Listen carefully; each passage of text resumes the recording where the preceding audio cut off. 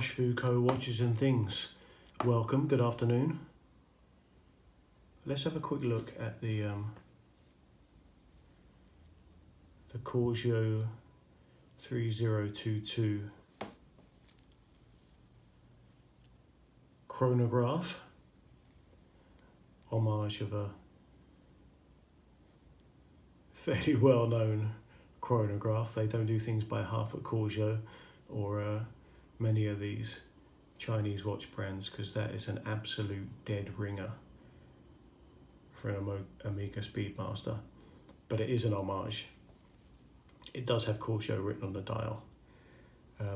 Bought this one last year, 2021, in the 11/11 sale on AliExpress. It was $50, aka 40 Great British pounds sterling. 40 quid, man.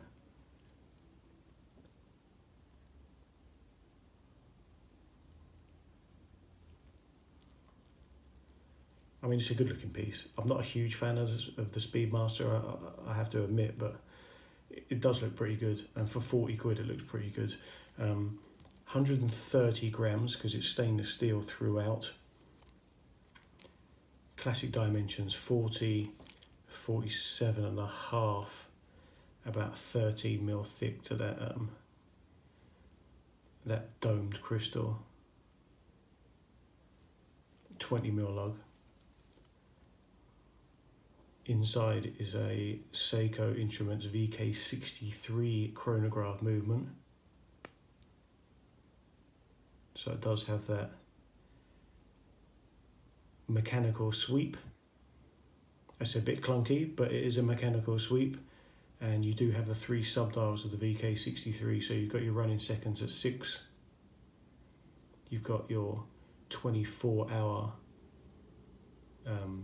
dial at 3, so yes, it is nearly 4 o'clock, as that says, 4 o'clock in the afternoon. And you've got your 60-minute chronograph counter at 9 o'clock as well. I want to dive straight into the bracelet, as I often do on these watches. Give it a bit of a polish, because you can see what's going to come up here, can't you? Yeah, we've got some polish, we've got some bling on the bracelet. It feels quite light, I have to say.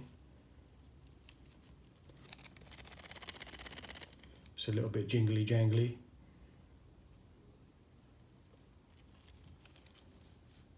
Secured with push pins. Well, I don't have a problem with push pins at all. It's got this lovely kind of satin brush on the outer edges of those links.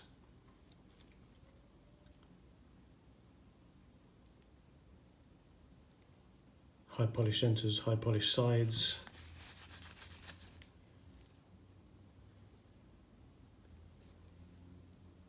But I quite like the that kind of satin brush. Obviously at this price it's not completely uniform, but it is nice. It's got a butterfly clasp as well, so you've got a slight taper from 20 to 18, and of course, because there's a hidden clasp, it just flows through with that 18.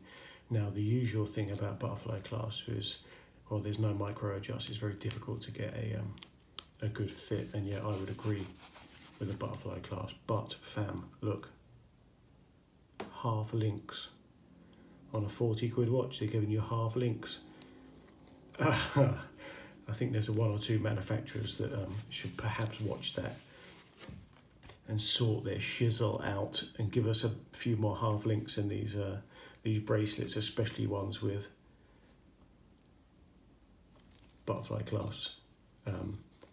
Inverted end links as well, so that 47.5 is the actual length of the watch. Therefore you're going to get fantastic wear, certainly on my 7-inch wrist, even up below, 6.5, 6s, I'm sure that worked well for you as well. Let's just take a quick look at the head of the watch. Fixed bezel with a tachymeter.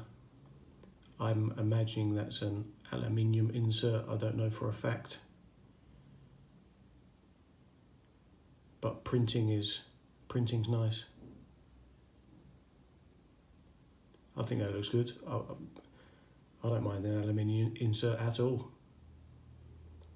Crystal is, I'm assuming that's mineral. It's got a nice dome though. It's kind of protrudes from the bezel. It's a kind of a top hat dome on that. Case.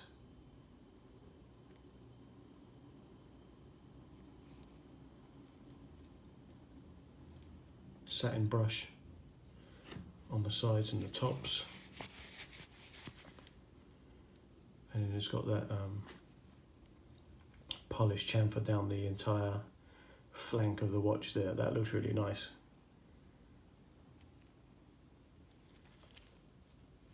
Screw down case back, although it is just sterile and high polish, so I'm not a big fan of that. I don't really like polished case backs. Not because they scratch up, because who cares, just because it looks a bit cheap.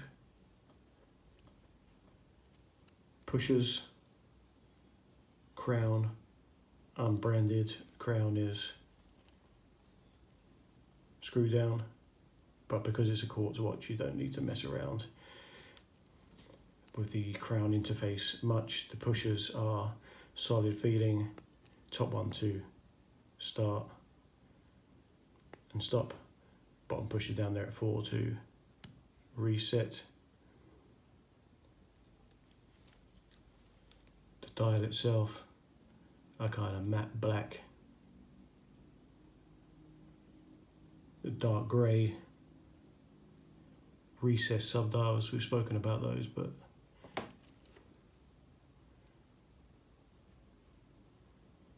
there's actually a bit of texture there. White stick hands a la the watch it's aping. Watch out for some of those other watches that don't have the white hands. Printed markers, printed branding. Oh look, the light's just catching that concentric circle on that subdial there. Looks nice, huh?